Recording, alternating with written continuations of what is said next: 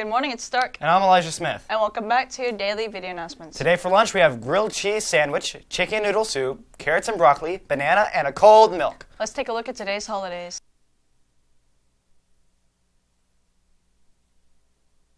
Next, let's take a quick glance at your top 5 news stories of the day. I am Drew, and here's your top 5 news stories of the day. Number 1. With Russia at war in Ukraine, U.S. ramps up nuclear weapons mission at Los Alamos. Number 2. Madeleine M. Albright, first female U.S. Secretary of State, dies. Number 3. The Academy Awards will have 3 hosts this year: Amy Schumer, Regan Hall, and Wanda Sykes. 4. Chiefs trade 6-time Pro Bowl wide receiver Tyreek Hill to Dolphins. Number 5. Arizona is the first state to accept digital driver's license on iPhones. Now for Hornet highlights.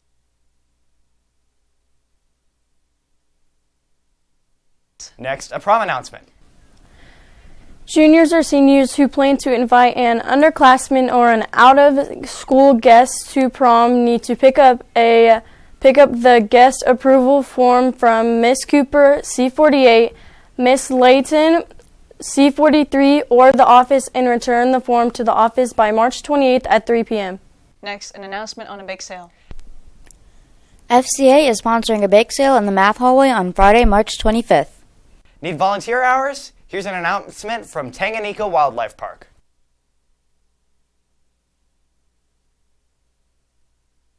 Now for a blood drive announcement. 2015, playing versus Youngstown State, hitting the leg. I know something isn't right on my right knee. And they tell me I tore my MCL. Doc looks me in my eyes and he says, "You out for the season." Surgery was good, surgery was a success. And I'm rehabbing for that, I'm running. As I'm doing all this, I'm having all these different type of symptoms. So I'm like, what's going on? So I go get the x-ray on my chest.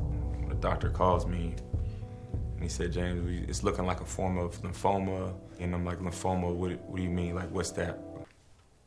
You gotta make a decision right there, how you gonna respond. That's basically what it comes down to. I said, "Let's go." I remember sitting in a chair like this, and it was in like these big syringe tubes. And they were like, "Yeah, can't get on their skin and whatnot." I'm thinking to myself, "It can't get on the skin," but they were to, put it in me, but that just shows like the type of monster chemo is, it's real tough. 12 rounds. I believe people can help cancer patients fight back by donating blood and just realizing how important that is. About 6 blood products are needed every minute of every day to help someone going through a cancer treatment. Yet only 3% of American public donates blood in a given year. And so, but after it was over, you ring that bell, you wait for the results, and they called. And it was like 1,000 pounds lifted off my shoulders when they said I was clean. We can all do our part to help ensure our loved ones have the strength and support to fight cancer by donating blood. Give blood to give time. Next, let's head over to VCSC for March Madness. Hello and welcome back to VCSC. We're your hosts, Holden McDaniel and Mason Moeller. Alright, today we're talking about March Madness. Now we're down to the Sweet 16, and I think the biggest upset is St. Peter's. How did they get in here?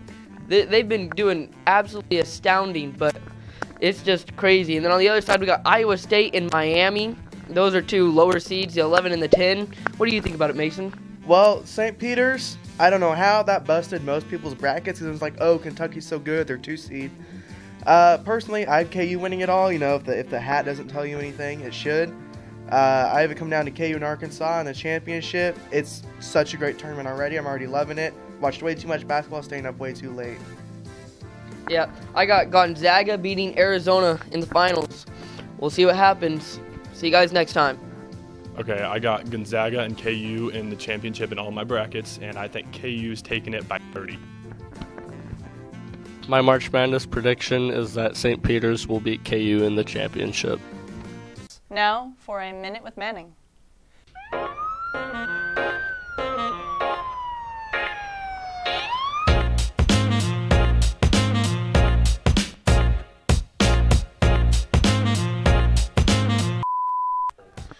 All right, so I had a question about my gear being uncomfortable or heavy. My gear weighs about 25 pounds. I'm pretty accustomed to my gear, so I don't really notice it as a uncomfortable deal.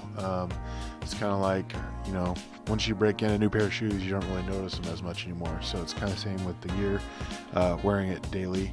Some of the gear that I wear, I'll start with my vest. I have my police radio, body camera, pins, a pair of handcuffs. These are my hinge cuffs. I have my school radio, cell phone, and then just patches. Then I have a notepad for taking notes on cases. This is an important piece. I also have cards and business cards that I try to keep track of. I have my taser, and then magazines for my sidearm, which is a Glock 17. It has tactical light and an RMR on it, which I'm not going to pull out and show you guys that one.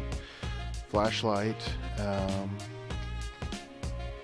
I have my second pair of cuffs, which are chain cuffs, which is what most people are familiar with versus the hinge cuffed ones. Let's see.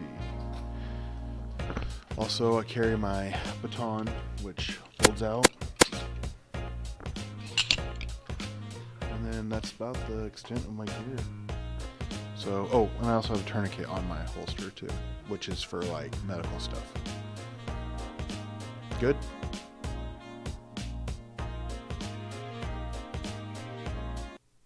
Let's send it over to weather. Today's weather will be a high of 63 and the low today will be 38. Now for a quick blast of the past. Let's wrap up with this day in history. Stay classy, BC.